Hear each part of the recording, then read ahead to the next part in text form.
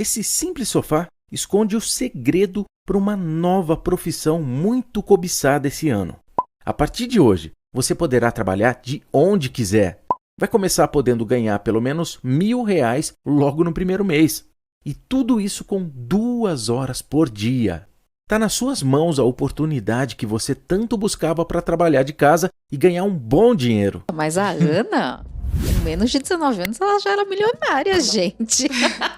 Verdade. Com 19 anos, bem perto do meu aniversário, eu já tinha adquirido meu 1 milhão de patrimônio. Tipo assim, qual a sensação de, com 19 anos, ter faturado 1 milhão assim? Sem precisar da faculdade. O que os seus pais acharam? Essa parte eu tô Isso é curiosa. muito importante para saber assim, que ponto que eles começaram a acreditar, te apoiaram, se eles te apoiam, se eles falam assim, pô, eu tava errado, realmente você é empreendedora, valeu a pena, tal. Como foi? A minha percepção, quando eu vi que eu cheguei no 1 milhão de patrimônio, não foi de tipo, surpresa, ai que felicidade, ai que momento de virada, não.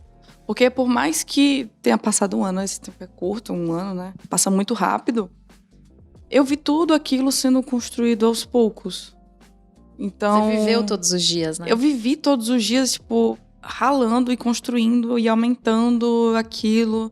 Então eu vi aquilo crescendo ao longo do tempo. Então não foi uma surpresa, não foi um baque, eu não tropecei, eu tava milionária. Porque Não o pessoal foi uma geralmente... cena, né? Que acorda milionária, né? O pessoal geralmente fica, você ficou milionária, como se fosse do dia pra noite, mas não. Só a gente sabe, né, Ju, que a gente constrói todos os dias e vê aquilo crescendo aos poucos. Não é do dia pra noite, não é uma coisa rápida, assim, digamos. Mas os meus pais, eles ficaram orgulhosos de mim, digamos assim.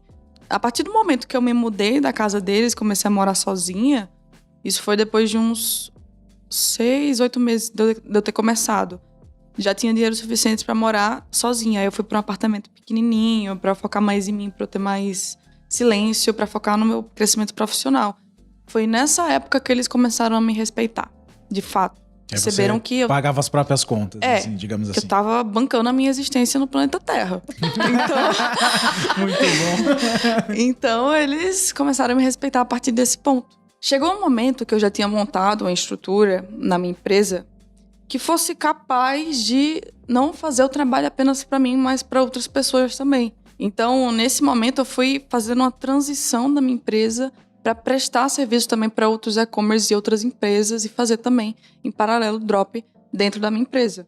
E o que foi que aconteceu, né? A minha empresa passou de ser uma empresa que só fazia drop do modelo tradicional a ser meio que um guarda-chuva com vários ativos, onde hoje nós temos lançamento de infoprodutos, temos lançamento de produto físico, que eu consigo fazer hoje com conhecimento que eu adquiri sobre e-commerce e tal, e também prestação de serviços, além da curadoria de conteúdo própria, que a gente está amadurecendo esse projeto da Infocus, que é o nome que a gente escolheu. E é isso, a gente está seguindo esse processo agora, jogando mesmo o jogo do longo prazo, do equity, pensando realmente em construir uma empresa que tenha os seus processos, que esteja redonda, até chegar um momento que entre um CEO e toque por mim, eu consiga franquear aquilo. Então, esse é o meu jogo agora. Inclusive, a gente já está vindo para um escritório aqui em Alphaville, um escritório físico. Eu que trabalhava 100% no digital, agora estou com o pessoal físico trabalhando. Então, está sendo um momento de muito crescimento. Inclusive, me mudei para cá também, morava em João Pessoa, eu estou morando aqui em Alphaville. Olha lá, mais uma vizinha pra gente.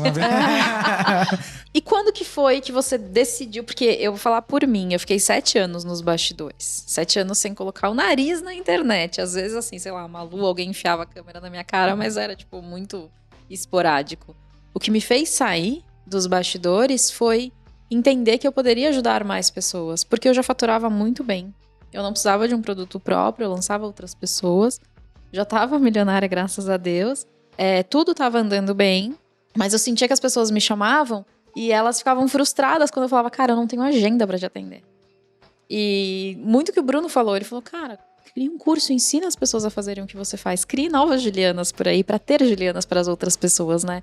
E aí eu coloquei na balança e eu falei, cara, eu tô olhando só para mim, eu tô sendo um pouco egoísta, inclusive. E foi aí que eu decidi sair, mas para mim foi muito difícil. Como foi para você?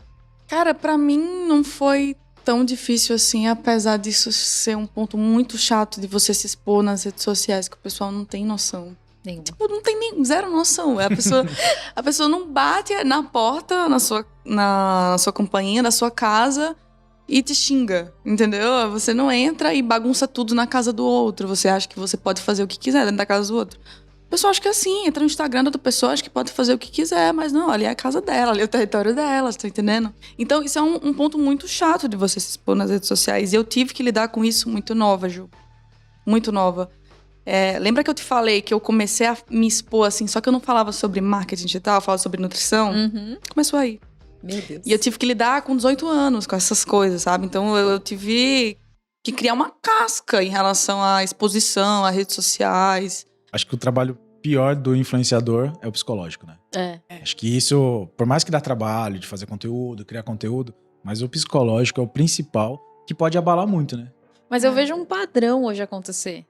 Que, pelo menos eu observo muito e eu vejo. Então a pessoa, ela começa a produzir conteúdo, ela tá lá, ela se entrega de corpo e alma.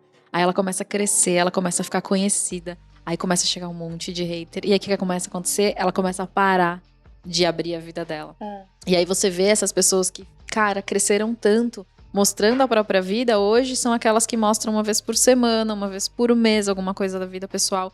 E mantém só no profissional. E isso deixa a coisa mais amarrada. Mas é uma forma de proteção, né? Porque é difícil. Você vai perdendo a sua naturalidade. Exatamente. Digamos assim. No começo você é mais espontâneo, uma coisa boa, você está mostrando. Mas ao longo do tempo, com as críticas, o povo querendo se intrometer na sua vida, você vai perdendo essa naturalidade. Eu acho que é o rumo das coisas. É engraçado, às vezes eu dou uns exemplos nos meus stories. Eu falo, por exemplo, assim, fulano fez uma festa. Aí eu coloco entre parênteses. Não estávamos na época de pandemia. Nossa, tem que deixar muito bem explicado tudo. Porque assim, eu tô dando um exemplo. É um exemplo, às vezes, bizarro. É um exemplo que nunca conseguiria acontecer. Mas aconteceu uma vez de eu não colocar. Não, estávamos tendo pandemia. A pessoa, mas não pode que tá tendo pandemia. Eu falo, cara, eu tô falando de extraterrestre. É um exemplo. País, tipo, sabe? Então, é verdade. É exatamente isso. As pessoas, elas perdem a naturalidade. Porque você começa a parar pra pensar, porque você já tá tão acostumado que você começa a parar pra pensar, não, se eu mostrar esse copo d'água aqui, eles vão reclamar, porque de repente a água, ela não é mineral, ou ela não é do filtro, ou ela sei lá do que, não tá gelada, não tem gelo, e você fala, melhor não mostrar, né? Você acaba deixando de mostrar muita coisa que seria interessante pros seus seguidores, pro seu público, por questões do que é a opinião que os outros vão ter em cima daquilo. Então assim, hoje em dia você tá muito, tipo, uma caixinha assim, que você fala assim, se eu mostrar isso, eu vou ter hater, se eu fizer isso, eu vou ter hater. E aí você acaba ficando naquela bolha e acaba não fazendo nada. Ou você liga o botãozinho lá e não estou nem aí pra ninguém e vai com hater mas mesmo. É difícil, mas é difícil, mas aí tem que ter difícil. muito preparo psicológico pra isso. Tem que ter estômago, tem que ter terapia, tem que ter autoconhecimento, a pessoa tem que saber muito quem ela é. De fato, ela tem que entrar num processo de autoconhecimento pesado. Porque o que eu mais vejo por aí é o pessoal ensinando persona sem nem saber quem ela é.